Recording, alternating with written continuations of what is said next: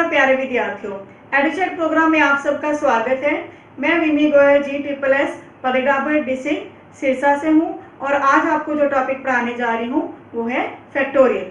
तो फैक्टोरियल के फॉर्मूले को डिस्कस करने से पहले हम डिस्कस करेंगे कि फैक्टोरियल की हमें जरूरत क्यों पड़ी। तो देखिए क्वेश्चन की हम सहायता ले रहे हैं। हमारे पास 4 अल्फाबेट्स हैं MICE। इन 4 लेटर्स की सहायता से हमने 4 लेटर वर्ड्स बनाने हैं। तो हमारे पास कितनी प्लेसेस हुई? 4 प्लेसेस। इन चारों प्लेस के ऊपर हमने इन 4 लेटर्स को यूज करके हमने वर्ड्स बना लिए हैं। तो पहली प्लेस जो है, इन चारों में से किसी को भी हम लिया जा सकता है। तो चारों में से अगर कोई एक लेना है तो हमारे पास चॉइसेस कितनी होंगी? 4 चॉइस। मान लो कि हमने C को ले लिया पहली प्लेस पर। अगर C को रखा है तो नेक्स्ट जो प्लेस है वहां हम C नहीं लेंगे। तो नेक्स्ट हमने जो डिफरेंट लेटर लेना है NIE। इन तीनों में से कोई भी ले सकते हैं। तो हमारे पास चॉइस कितनी होंगी? 3। और उसी प्रकार नेक्स्ट के लिए 2 देन 1।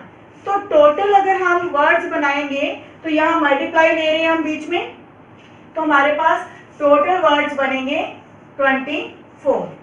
तो ये हमने लिखा कि जो 24 आया है आंसर, ये तब इजी हो जाता है जब हमारे पास नंबर्स जो हैं या प्लेसेस हैं वो कम हैं। लेकिन अगर ये प्लेसेस हमारी बढ़ जाए तो हमारे लिए उसको मल्टीप्लाई करना मुश्किल हो जाता है। तो उसके लिए एक सिंबल है हमारे पास, या नोटेशन कह सकते हो आप, 4 फैक्टोरियल हम इसको लिख सकते हैं। फैक्टोरियल के लिए एक और सिंबल भी है जो कई बार बुक्स में यूज किया होता है, वो इस तरह से दिखाई देता है। तो ज्यादातर बुक्स में हम ये यूज किया हुआ देखते हैं। तो देखिए जो 4 फैक्टोरियल है उससे हम एक फार्मूला ड्राइव कर रहे हैं n फैक्टोरियल। वो क्या है? 1 into 2 into 3 into up till so on। और कहाँ तक? n तक। इसका मतलब ये हुआ कि जो n फैक्टोरियल है ये क्या है? This is a product of first n natural numbers। First n natural numbers। तो अगर हमने 3 फैक्टोरियल फाइंड आउट करने हो तो उसका मतलब होगा 3 into 2 into 1 that is 6। अगर 2 फैक्टोरियल लिखेंगे तो 2 into 1। तो 1 फैक्टोरियल का मतलब 1 ही आएगा, क्योंकि हमने क्या लिखा है? This is a product of first n natural numbers. तो जो 1 फैक्टोरियल है उसकी वैल्यू हमारी क्या होगी? 1 होगी, क्योंकि नेचुरल नंबर कहाँ से शुरू होते हैं? 1 से स्टार्ट होते हैं। लेकिन अगर कोई क्वेश्चन अराइज ही करे कि 0 फैक्टोरियल एंड -1 फैक्टोरियल की वैल्यू क्या होगी, तो हम डिस्कस करते हैं कि अगर इनकी वैल्यूज एग्जिस्ट करती हैं तो उनकी वैल्यूज क्या होंगी। फिर से हम देखते हैं कि जो n फैक्टोरियल है उसकी वैल्यू क्या हम लिखते हैं? 1 into 2 into 3 into and so on। लेकिन n से पहले कौन सा नंबर होगा? n-1, क्योंकि 3 में से 1 घटाते हैं तो 2 आता है, 2 में से 1 घटाते हैं तो 1 आता है। तो n में से 1 घटाएंगे तो क्या आएगा? n-1। तो अगर हम 1 से लेके n-1 की प्रोडक्ट देखेंगे तो वो क्या आएगी? n-1 फैक्टोरियल इनटू में ये हमारा n है। तो n factorial equal to n-1 factorial into n, यानी कि जो n फैक्टोरियल है उसको हमने एक टर्म पीछे तक एक्सपेंड कर लिया। तो जितने फैक्टोरियल हमें चाहिए वहां तक हम इसको एक्सपेंड कर सकते हैं। तो हमने क्या कैलकुलेट करना है? 0 फैक्टोरियल। क्या करेंगे हम? इसके अंदर n की वैल्यू 1 फिलअप करेंगे। n की वैल्यू 1 के लिए यहाँ क्या आएगा? 1 फैक्टोरियल, यहाँ 1 फैक्टोरियल इंटू 1। तो ये हमारा 1 फैक्टोरियल है और इसकी वैल्यू आ गई 0 फैक्टोरियल। 0 फैक्टोरियल इंटू 1 वो आएगा 0 फैक्टोरियल। और 1 फैक्टोरियल इक्वल टू क्या है हमारे पास? 0 फैक्टोरियल। 1 फैक्टोरियल की वैल्यू क्या होती है? 1। तो 0 फैक्टोरियल की वैल्यू क्या आई? 1। क्लियर है ये बात सभी को कि जो 0 फैक्टोरियल है उसकी वैल्यू भी 1 फैक्टोरियल के इक्वल है। तो ये हमारी वैल्यू जो है एग्जिस्ट करती है और इक्वल टू 1 है। Now we will check the value of -1 factorial.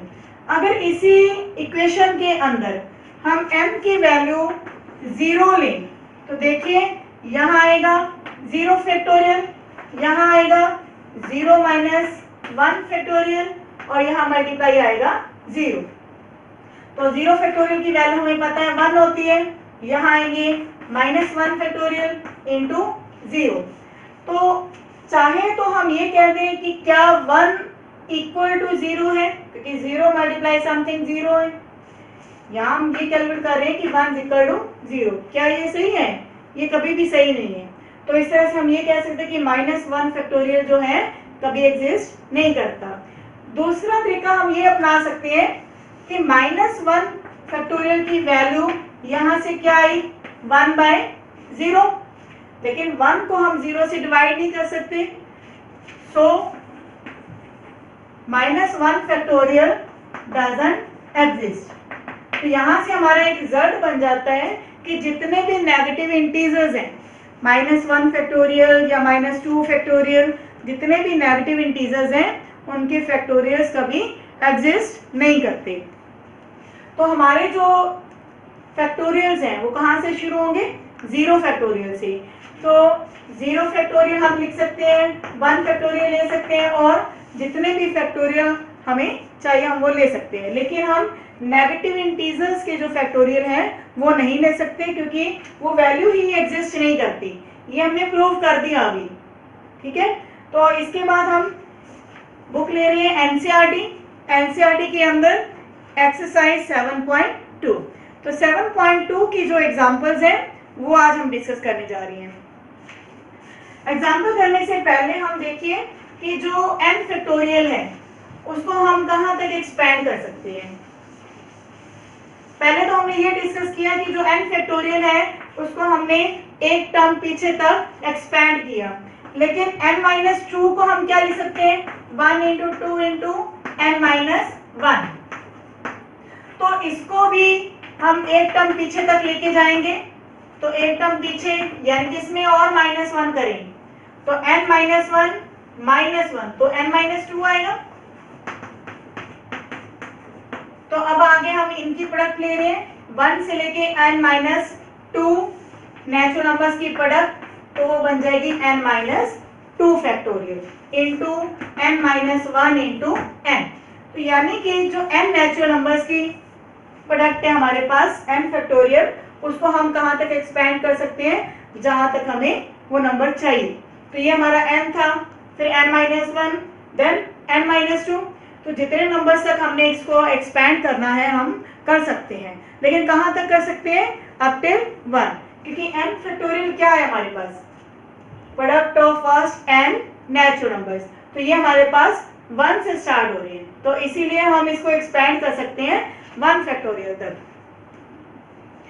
तो एग्जाम्पल है इसमें हमारे पास 5th एग्जाम्पल 5 फैक्टोरियल। अब हम कैलकुलेट कर रहे हैं 5 फैक्टोरियल। तो देखिए 5th example, first part 5 factorial. 5 factorial की वैल्यू क्या होगी? 1 × 2 × 3 × 4 × 5।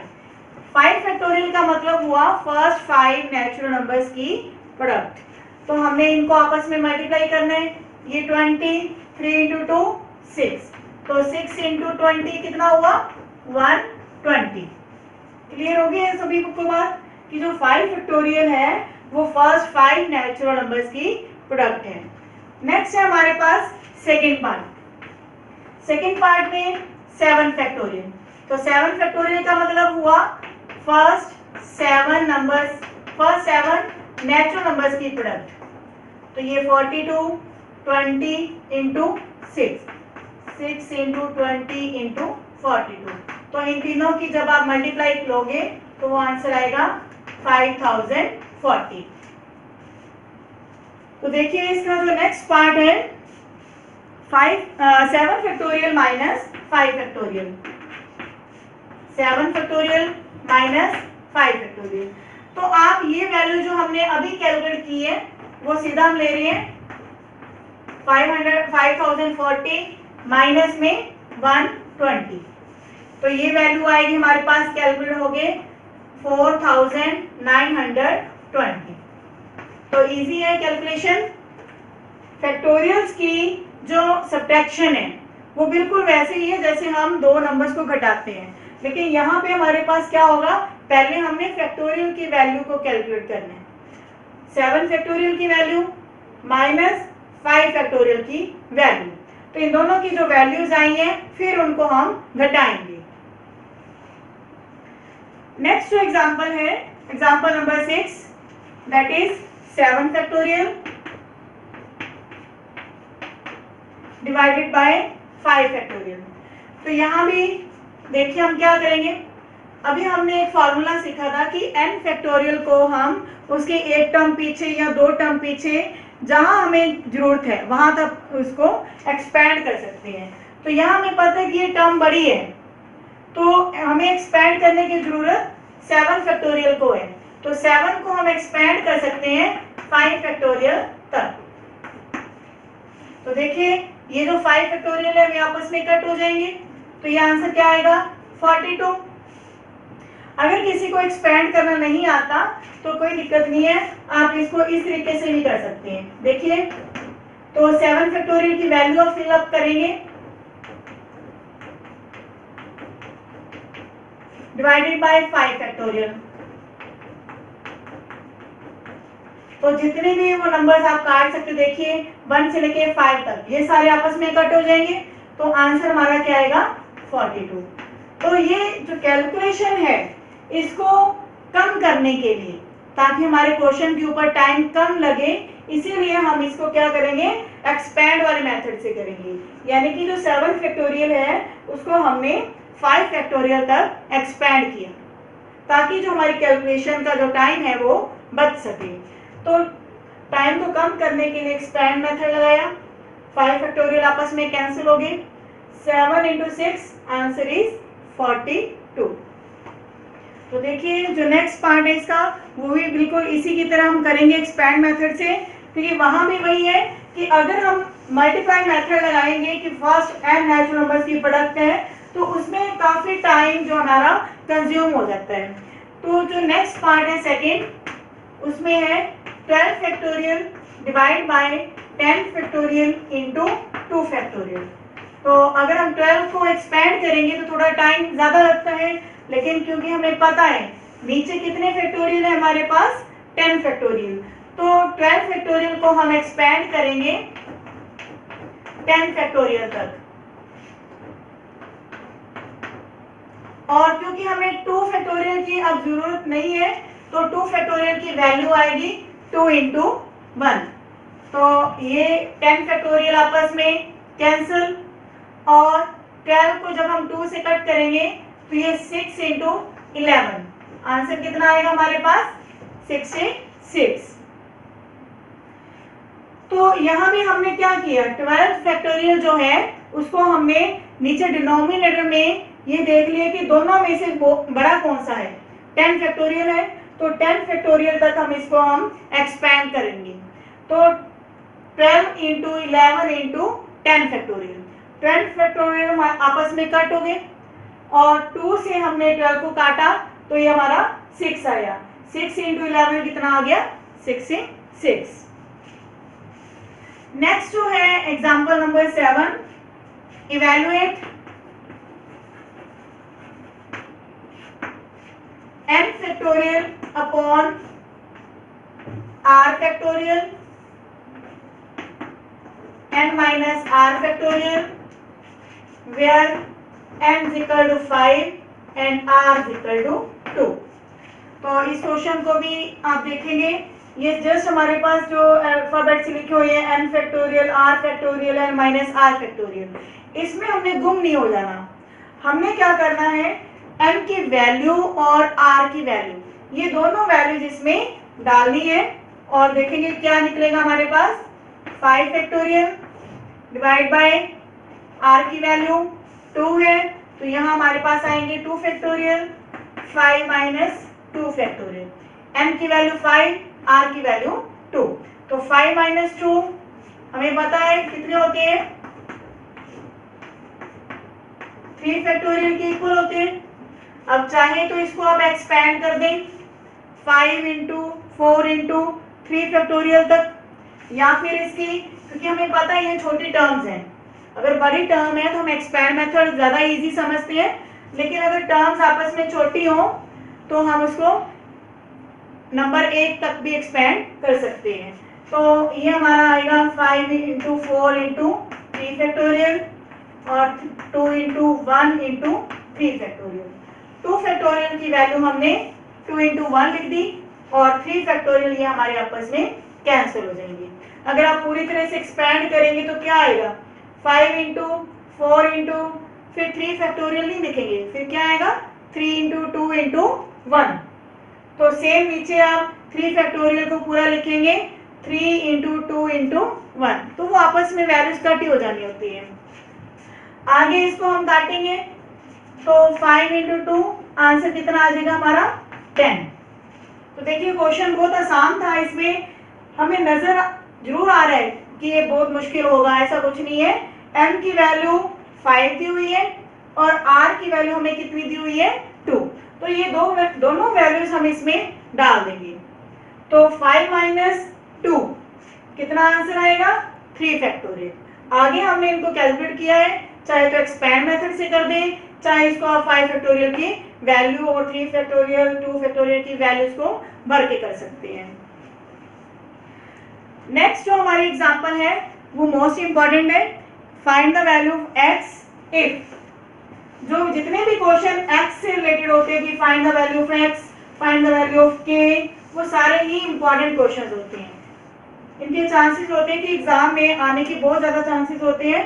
एक example is if 1/8 plus 1/9 factorial is equal to x/10 factorial. तो हमने क्या फाइंड करना है, फाइंड x। तो हमने x की वैल्यू को फाइंड आउट करना है। तो देखिए अब हमारे पास ये डिनोमिनेटर्स में है, दोनों फैक्टोरियल क्या है डिनोमिनेटर्स में है। तो हम क्या करेंगे, यहाँ पर एलसीएम लेंगे, LCM of 8 factorial and 9 factorial. अब 9 फैक्टोरियल को हम लिख सकते हैं 9 इंटू 8 फैक्टोरियल, क्योंकि ये 8 फैक्टोरियल है तो इसको हमने 8 फैक्टोरियल तक एक्सपैंड कर लिया। तो इन दोनों नंबर्स का जो एलसीएम होगा वो क्या होगा 9 इंटू 8 फैक्टोरियल, या फिर हम कह सकते हैं 9 फैक्टोरियल। तो फैक्टोरियल्स में वैसे तो ये चीज भी आप ध्यान में रख सकते हैं कि दोनों में से जो नंबर बड़ा होता है वही हमारा एलसीएम होता है। तो इन दोनों का जो एलसीएम आया है वो हमारे पास क्या आया है 9 फैक्टोरियल। तो जो राइट हैंड साइड है हमारे पास 1/8 factorial plus 1/9 factorial equal to x/10 factorial. तो इसमें हम क्या करेंगे, ऊपर भी 9 से मल्टीप्लाई करेंगे और नीचे भी 9 से मल्टीप्लाई करेंगे। ये 9 से मल्टीप्लाई करने के लिए हमने देखा कि जब यहाँ 9 फैक्टोरियल आ गई तो इसका मकसद सिर्फ इतना ही था कि जो डिनोमिनेटर्स हैं वो सेम हो जाए। जो एलसीएम में हमारे पास 9 फैक्टोरियल आए थे तो दोनों में 9 फैक्टोरियल को हमने बना लिया इक्वल टू x/10 फैक्टोरियल। तो देखिए अब एलसीएम लेना आसान है, 9 फैक्टोरियल हमारे एलसीएम में है, यहाँ हम आएंगे 9 + 1 इक्वल टू x/10 फैक्टोरियल। तो ये 10 फैक्टोरियल हम क्रॉस मल्टीप्लाई करेंगे, 10 इंटू 10 फैक्टोरियल अपॉन में 9 फैक्टोरियल इक्वल टू x। यहाँ आपने ध्यान रखना कि 10 इंटू 10 आपने 100 नहीं बना देने, ये हमारा अलग है, ये 10 फैक्टोरियल अलग है और ये 10 अलग है। तो कई स्टूडेंट इसको ऐसे लिख देते हैं कि 10 into 10 factorial is equal to 100 factorial. ये बिल्कुल गलत है, क्योंकि 100 फैक्टोरियल का मतलब क्या होगा 1 से लेके 100 नेचुरल नंबर्स की प्रोडक्ट, और ये हमारे पास क्या है फर्स्ट 10 नेचुरल नंबर्स की प्रोडक्ट इंटू 10। क्लियर है ना, ये दोनों का जो मतलब है ना वो डिफरेंट है। तो इसको हम एक्सपेंड करेंगे 10 इंटू 9 फैक्टोरियल तक डिवाइड बाय 9 फैक्टोरियल, क्योंकि 9 फैक्टोरियल हमें चाहिए तो 10 फैक्टोरियल को हमने एक टर्म पीछे तक लिया। अब 9 फैक्टोरियल कैंसिल हो गए तो x की वैल्यू क्या आएगी, 10 इंटू 10 मतलब 100। तो x की वैल्यू क्या आई है, 100। तो ये क्वेश्चन भी आसान था। आप देख रहे हैं कि जस्ट इसमें क्या है, हमें दोनों के डिनोमिनेटर्स में ध्यान रखना है, जो नंबर इन दोनों में से बड़ा होगा वो हमारा एलसीएम होगा, क्योंकि जो फैक्टोरियल्स है वो प्रोडक्ट है, फर्स्ट n नेचुरल नंबर्स की प्रोडक्ट है। इसके बाद हमने दोनों के डिनोमिनेटर्स को सेम करना है। ये हमारे पास पहले से 9 फैक्टोरियल है।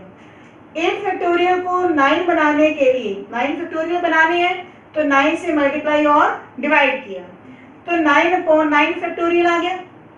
दोनों के एलसीएम में हमने लिख लिया 9 फैक्टोरियल और ऊपर वाली जो टर्म्स हैं वो हमारी जुड़ जाएंगी। अगर माइनस है तो माइनस हो जाएगा, प्लस है तो प्लस हो जाएगा। अब 9 प्लस 1 10 और ये जो 10 फैक्टोरियल है वो इधर आकर क्रॉस मल्टीप्लाई करेंगे। जो 10 फैक्टोरियल है उसको हमने नीचे ध्यान रखना है कि कितने फैक्टोरियल हमें चाहिए। अब हमें क्या चाहिए थे, 9 फैक्टोरियल, तो 10 इंटू 9 फैक्टोरियल, तो ये हमारे 9 फैक्टोरियल कैंसिल हो जाएंगे तो आंसर क्या आएगा, x की वैल्यू 100। तो इसके बाद हम एक्सरसाइज के एक क्वेश्चन देख रहे हैं जो थोड़ा सा इससे डिफरेंट है।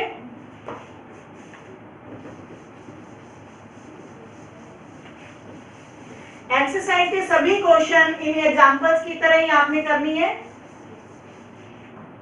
और एक्सरसाइज 7.2 का second sum is 3 factorial plus 4 factorial is equal to 7 factorial. तो नंबर्स को अगर हम ध्यान से देखेंगे तो हमें ये तो पता है कि 3 प्लस 4 इज इक्वल टू 7 होते हैं। ठीक है, दो नंबर्स की एडिशन हमें पता है कि 3 प्लस 4 कितना होता है, 7।